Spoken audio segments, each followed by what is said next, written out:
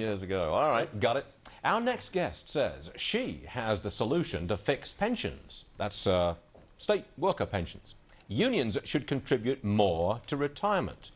I say that's not going to be enough. You know my opinion. I think that we've got to make cuts to existing retirees' pensions. But let's bring in Marcia Wagner, Managing Director of the Wagner Group, live with us from Boston. All right, Marcia, welcome to the program. Look, I'm saying that this pension problem is so far out of line, so much money we are liable for, and it's running into the trillions of dollars, that the only way to make a serious dent in the problem is for existing retirees, those who have already retired, to take a hit of some kind.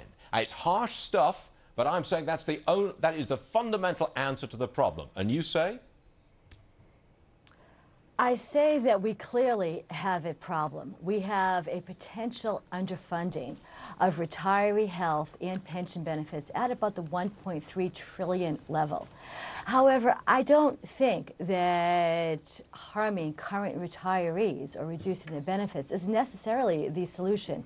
There really are other ways, and the good news is we're not so far down the road, we're not so close to the precipice that we can't take reasonable steps. Tell me, what are the other solutions? Give it to me real fast now. What are they?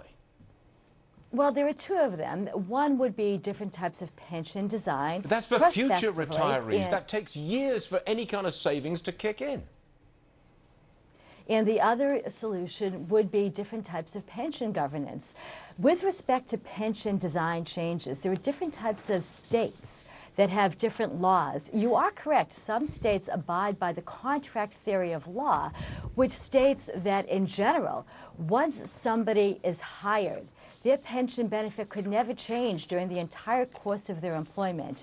That is the majority of the states in this country, but there are different varieties on that theme, and there are changes that can be made to existing pensions on a prospective and to a certain degree retroactive basis that are not so harsh, such as, for example, raising the normal retirement age from 65 to something higher, eliminating or reducing early retirement window plans and retirement subsidies. And you've got to get the unions to agree to all of that, haven't you? You've got to get that. Usually you do, yes, and also cost of living adjustments can be scaled back. And there's always the issue of pension governance and the combining of defined contribution and defined benefit plans. All right, these are Marcia, all solutions that could be tried. Here's where we differ. I don't think those are solutions. I think they are partial answers to the problem, which will help. But I don't think they're flat-out solutions. So we're going to have to agree to differ, but those are interesting ideas, and we thank you for bringing them to us today. Appreciate it, Marcia. Thank you very much. My pleasure. My pleasure.